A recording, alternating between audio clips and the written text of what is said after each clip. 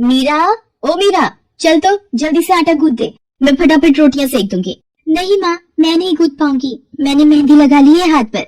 क्या? सुबह सुबह तो फिर मेहंदी लगाकर बैठ गई, बड़ी मक्कार है सच में। काम में मदद ना करनी पड़े इसलिए जब देखो मेहंदी लगाकर बैठ जाती है।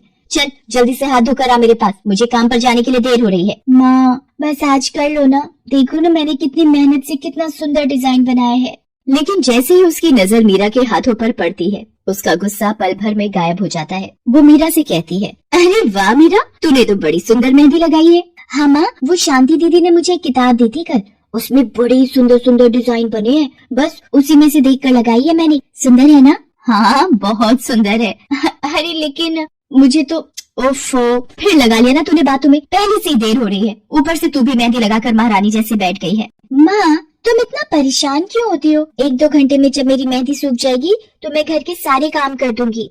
मीरा की बात मानकर कावेरी काम पर चली जाती है। वो एक बड़ी सोसाइटी के घरों में काम करती थी और इसी काम से कावेरी और मीरा का गुजारा चलता था। कावेरी के पति की कई साल पहले एक सड़क हादसे में मौत हो गई थी।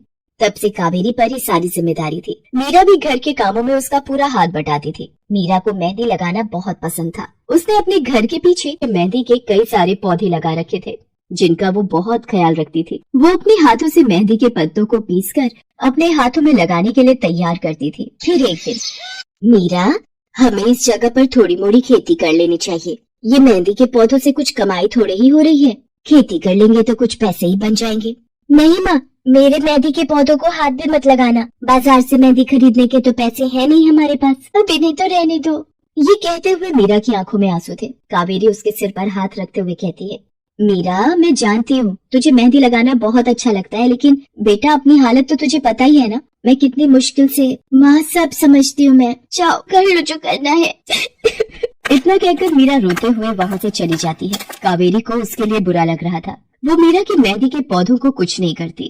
ऐसे ही कई दिन गुजर जाते हैं। ज्यादा काम करने की वजह से कावेरी की तबीयत खराब रहने लगी। वो बहुत जल्दी जल्दी बीमार पड़ने लगी। तो मीरा ने उससे कहा, माँ तुम रहने दो, तुम्हें बुखार है, रात भर सोई नहीं हो, मैं चली जाती हूँ काम पर। नहीं मीरा तू कैसे? ना नहीं मैं ठीक हूँ, मैं जाती हूँ। कावेरी जैसे ही उठकर चलने की कोशिश करती है, अचानक उसे चक्कर आ जाता है। मीरा उसे सहारा देकर बिस्तर पर लिटा देती है और उससे कहती है, बस माँ अब तुम आराम करोगी और काम पर अब से मैं जाऊंगी। कावेरी घर पर रहकर आराम तो कर रही थी, लेकिन वास्तव में उसे अच्छे इलाज की भी जरूरत थी, जिसके लिए पैसे थे नहीं। दूसरी तरफ अब हर रोज मीरा काम पर जाती और लौटकर घर के भी सारे काम उसे ही करने पड़ते थे। इस सब में उसे मेहंदी लगाने का बिल्कुल भी वक्त नहीं मिल पाता था। मीरा कितने दिन हो गए तूने मेहंदी नहीं लगाई? हाँ माँ, बस मन नहीं कर रहा। अच्छा, मेहंदी लगाने का तेरा मन नहीं? मैं सब जानती हूँ, मैंने बिस्तर पकड़ लिया है और मेरी फूल सी बच्ची पर सारे काम पड़ गए हैं। अब बस बहुत हो गया आराम। मीरा जा, तू जाकर मेहंदी लगा ले, आज मैं जाऊंगी काम पर। नहीं माँ, तुम कहीं नहीं जाओगी, मैं कर लूंगी सब। और मैं सच बोल रही हूँ, मैं बड़ी हो गई हूँ, मेहंदी वेहंदी का मुझे शौक नहीं। इतना कहकर मीरा काम पर जाने के लिए घर से निकल जाती है। कावेरी की आंखों में आंसू आ जाते हैं। मीरा सोसाइटी के कई घरों में काम करती थी। उन्हीं में से एक घर आरती का भी था। उसके घर पर तीज का त्योहार बड़े धूमधाम से मनाया जाता था। तीज की तैयारियों में मीरा भी मदद कर रही थी। इसी बीच, अरे ऐसे कैसे? मेरे सारे रिश्तेदारों को बुला लिया है, मेरी सारी फ्रेंड्स भी आने वाली हैं। मैं क्या कहूँगी उन्हें? फोन पर काफी देर बहस करने के बाद आरती फोन रख देती है। उन्हें उदास देखकर मीरा उससे पूछती है, क्या हुआ मैडम जी, आप कुछ परेशान लग रहे हो? हाँ मीरा, बड़ी मुसीबत हो गई। कल तीज का फंक्शन है, मैंने सबको मेहंदी लगवाने के लिए यही बुला लिया है और आखिरी मौके पर ये पार्लर वाली धोखा दे गई। कह रही है कल नहीं आ पाएगी। अब क्या होगा? इतनी जल्दी कौन तैयार होगा सबको मेहंदी लगाने के लिए? मैडम जी, वैसे मैं भी ठीक ठाक मेहंदी लगा लेती हूँ। अरे हाँ, कावेरी ने मुझे बताया तो था एक बार कि तुझे मेहंदी लगाने का बहुत शौक है। वैसे मुझे तो कोई परेशानी नहीं है, तू देख ले बेटा, बहुत सारे हाथ लगाने होंगे और मेहंदी बढ़िया लगनी चाहिए सबके। आप बिल्कुल चिंता मत करिए मैडम जी, मैं सब अच्छे से करूँगी। बहुत दिनों बाद मीरा के चेहरे पर खुशी थी। उसने घर पहुंचते ही मेहंदी के खूब सारे पत्ते तोड़कर पत्थर पर पीसना शुरू कर दिया। ये देखकर कावेरी ने मीरा से कहा, अरे मीरा, शाम हो गई है, अब मेहंदी मत लगा, मौसम भी ठंडा है बेटा।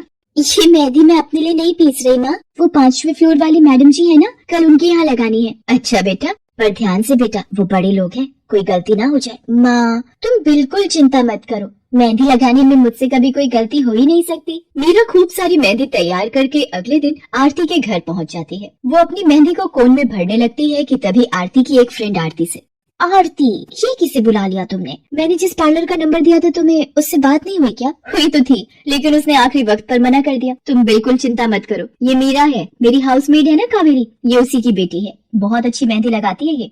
ओफो आरती, तुम भी ना, पार्लर की बात अलग होती है, उन लोगों का मटेरियल ब्रांडेड होता है, मेहंदी के रचने की गारंटी मिलती है वहाँ से। और इसकी मेहंदी तो मुझे कुछ समझ नहीं आ रही, इस पर तो कोई लेबल तक नहीं है, अगर कुछ गलत रिएक्शन हो गया हाथों पर तो। आप बिल्कुल चिंता मत कीजिए मैडम जी, ये मेहंदी मैंने खुद पीस कर तैयार की है, मेरे पास बहुत सारे मेहंदी के पौधे हैं, इसमें कुछ भी ऐसा नहीं है जो आपके हाथों को नुकसान दे। ना भाई ना, सॉरी आरती, बट मैं अपने हाथों को लेकर कोई रिस्क नहीं ले सकती, तुम सब लगवाओ, मैं तो पार्लर जाकर ही लगवाऊंगी। इतना कहकर आरती की दोस्त शालिनी वहाँ से चली जाती है। आरती मीरा को इशारा देकर काम शुरू करने को कहती है। अरे वाह, मानना पड़ेगा, इस बच्ची ने कमाल की मेहंदी लगाई है। मुझे तो नहीं लगता कि इस मेहंदी का वैसा रंग आएगा जैसा पार्लर वाली मेहंदी का आता है। अब बस भी करो शालिनी, मेहंदी कैसी रचेगी ये कल तक पता चल ही जाएगा ना, बच्ची है वो, उसे इस तरह डराओ तो मत।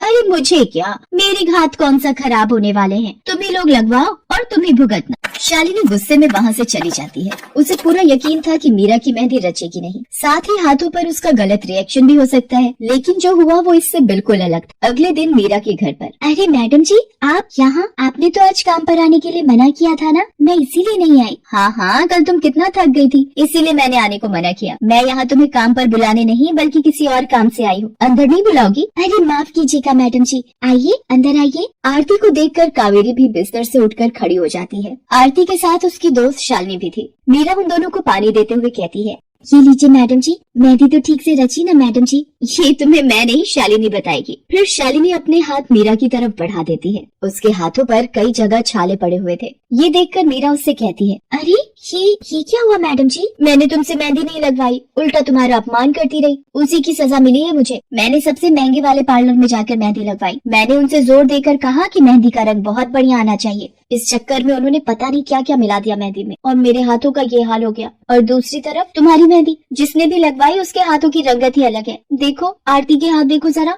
आरती ने अपने हाथ आगे बढ़ा दिए, जिन पर मीरा के हाथों से लगी मेहंदी का बहुत ही अच्छा रंग चढ़ा था। फिर आरती कावेरी के पास जाकर उससे बोली, बस कावेरी, ये झाड़ू पोछा और बर्तन बहुत करवा लिए तुमने मीरा से, ये अब वो करेगी जो इसे करना चाहिए। जी क्या मतलब मैडम जी?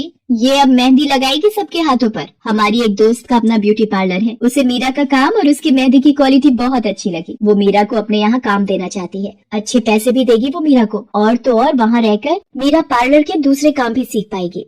आरती की बात सुनकर कावेरी की आंखों में आंसू आ जाते हैं। वो हाथ जोड़कर आरती का शुक्रिया अदा करती है। मीरा भी बहुत खुश थी। अब न सिर्फ वो अपना मेहंदी लगाने का शौक पूरा कर सकती थी, बल्कि अच्छे पैसे कमाकर अपनी माँ का इलाज भी करवा सकती थी।